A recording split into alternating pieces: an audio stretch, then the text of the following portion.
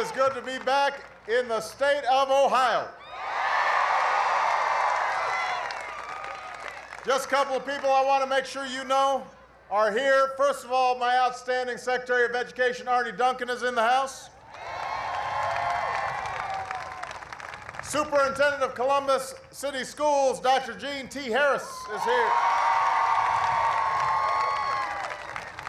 The principal of Fort Hays Metropolitan Education Center, Milton Ruffin, is here. And the mayor of the great city of Columbus, Michael Coleman's in the house. It is a great honor to be here at Fort Hays, one of the best high schools in Ohio.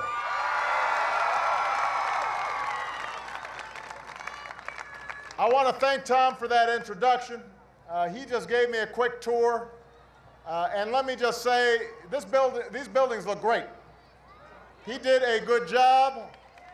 I wouldn't mind taking a few classes here. You've got computers in every classroom. Got state-of-the-art graphic design and science labs, new media center, music rooms. And when you combine that with outstanding teachers,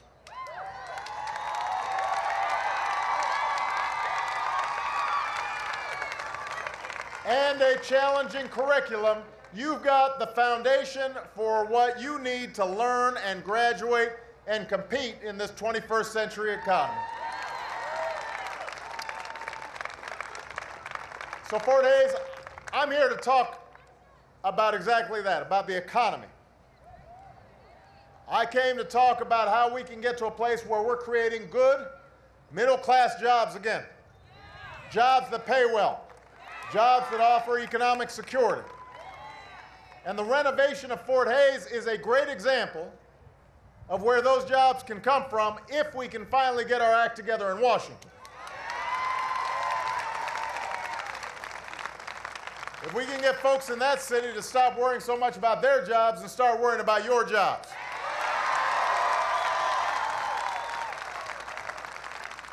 Now, yesterday I sent Congress the American Jobs Act. This is it right here. It's pretty thick. This is a plan that does two things.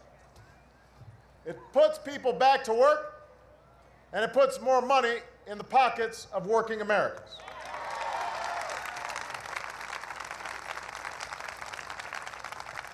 Everything in the American Jobs Act is the kind of proposal that in the past has been supported by both Republicans and Democrats.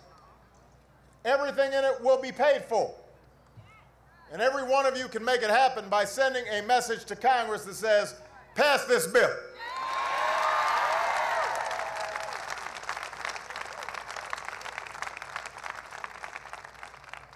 Ohio, if you pass this bill, then right here in this state, tens of thousands of construction workers will have a job again.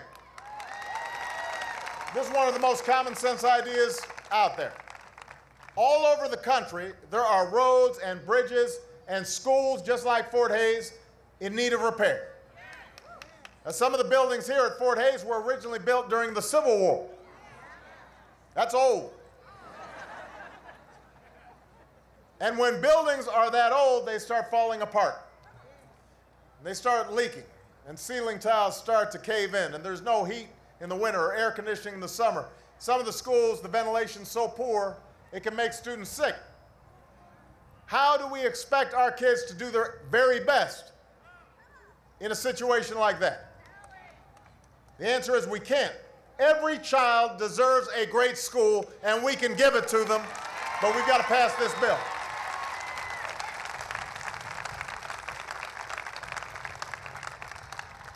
Your outstanding Senator Sherrod Brown has been fighting to make this happen.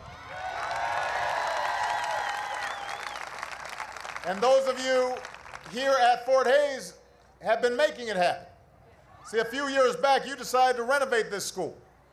And you didn't just repair what was broken, you rebuilt this school for the 21st century with faster internet and cutting-edge technology. And that hasn't just created a better, safer learning environment for the students, it also created good jobs for construction workers. You just heard Tom say it's created over 250 jobs for masons and concrete workers and carpenters and plumbers and electricians, and many of those jobs are filled by the good people of Columbus, Ohio.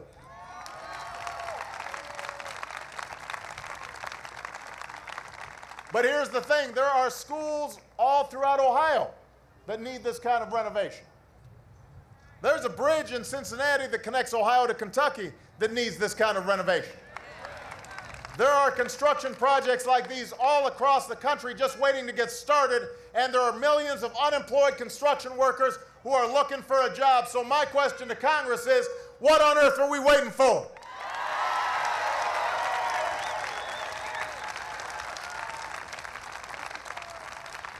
I don't know about you, but I don't want any student to study in broken down schools.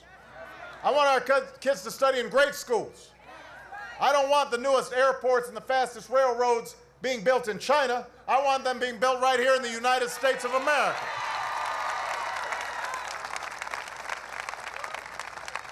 There is work to be done. There are workers ready to do it. So let's tell Congress, pass this bill right away.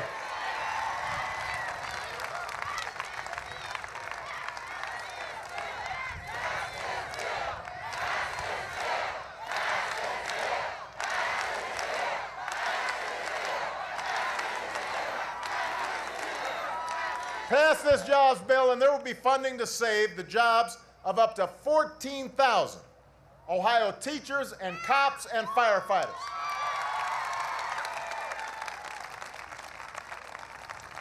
Think about it. There are places like South Korea that are adding teachers to prepare their kids for the global economy at the same time as we're laying off our teachers left and right. And we got school districts that have eliminated all extracurriculars, art, sports, you name it. You've got situations where, I just heard a story from Arnie Duncan driving over here. I met this young man yesterday. He's a music teacher in Philly, and his budget, total budget, is $100 for teaching music in a whole bunch of schools. So they're using buckets to do drums, because they can't afford actual musical instruments. You've seen it here in Ohio. Budget cuts are forcing superintendents here in Columbus and all over the state to make layoffs they don't want to make. It is unfair to our kids, it undermines our future, and it has to stop. Tell Congress to pass the American Jobs Act so we can put our teachers back in the classroom where they belong.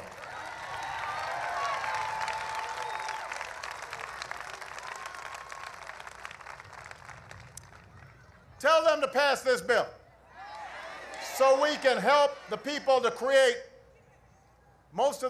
we can help the people who create most of the new jobs in this country. That's America's small business owners. It's all well and good that big corporations have seen their profits roaring back. That's good. We want them to be able to hire people as well, but smaller companies haven't come back. So this bill cuts taxes for small businesses that hire new employees. It cuts taxes for small businesses that raise salaries for current employees. It cuts small business payroll taxes in half. So let's tell Congress, instead of just talking about helping America's jobs creators, let's actually do something to help America's job creators. Let's pass this bill right away.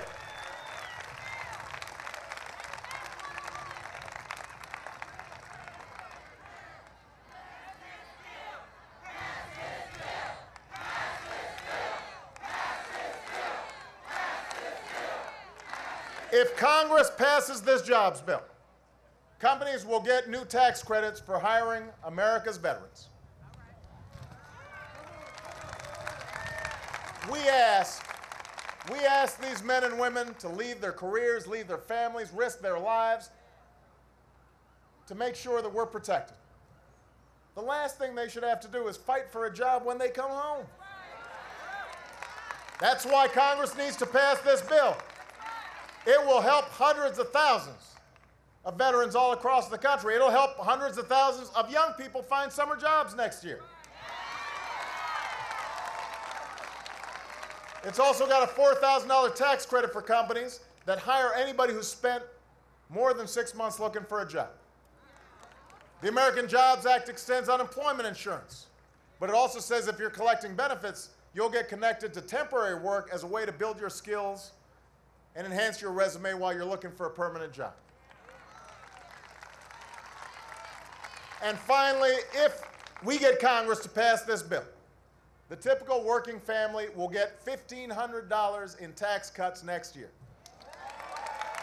$1,500 that would have been taken out of your paycheck will go right back into your pocket. But if Congress doesn't act, if Congress refuses to pass this bill, then middle-class families will get hit with a tax increase at the worst possible time. Now, we can't let that happen. Some folks have been working pretty hard to keep tax breaks for the wealthiest Americans. Tell them they need to fight just as hard. They need to fight harder for middle-class families. Tell them to pass this jobs bill.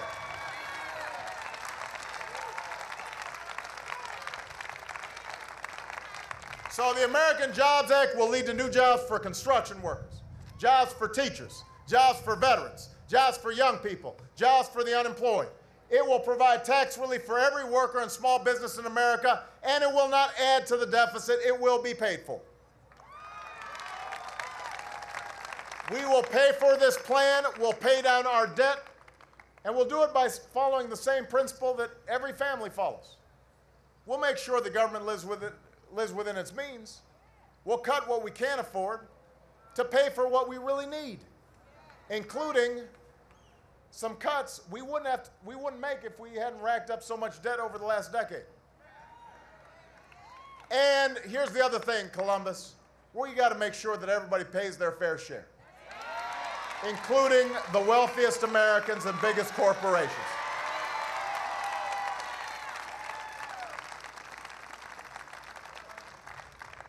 After all, we've got to decide what our priorities are.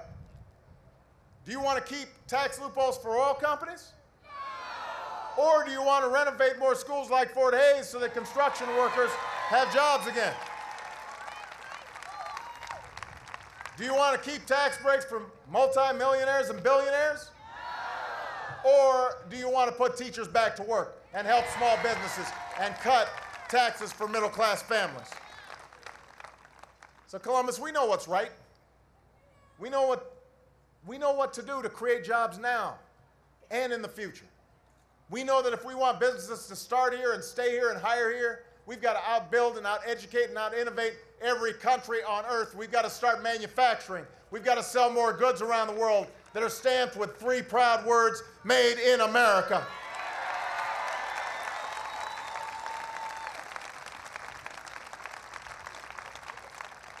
We need to build an economy that lasts. And Columbus, that starts now. That starts with your help. Democrats and Republicans have supported every kind of proposal that's in the American Jobs Act. And we need to tell them to support those proposals now. You know, already yesterday there were some Republicans quoted in Washington saying that even if they agree with the proposals in the American Jobs Act, they shouldn't pass it because it would give me a win.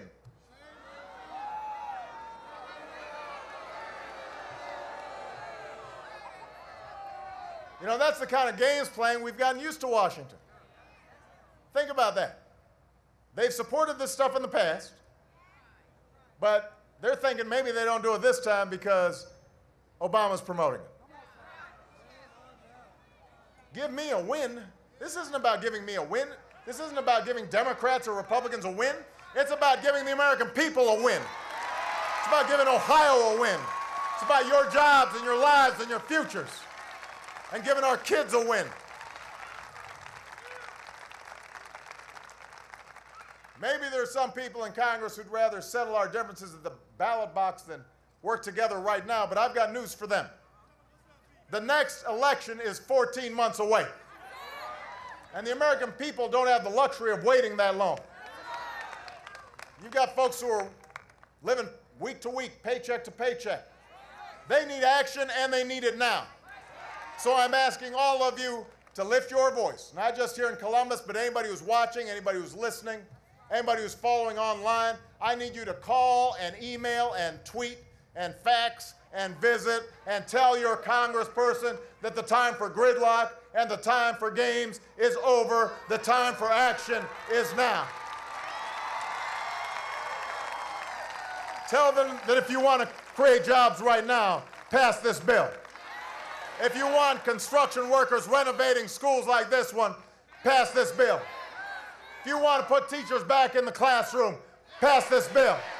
If you want tax cuts for middle-class families and small business owners, then what do? Pass this bill. If you want to help our veterans share in the opportunity that they defend, pass this bill. Now's the time to act. We're not a people who just watch things happen. We're Americans. We make things happen. We are tougher than the times we live in. We are Billitok, bigger than the politics that we've been putting up with. We are patriots and pioneers and innovators and entrepreneurs who, through individual effort, but also through a commitment to one another, build an economy that's the engine and the envy of the world. We write our own destiny. It's within our power to write it once more. So let's meet this moment. Let's get to work. Let's show the world once again why the United States of America is the greatest country on earth. Thank you very much, Ohio. Thank you, Columbus. God bless you. And God bless the United States of America.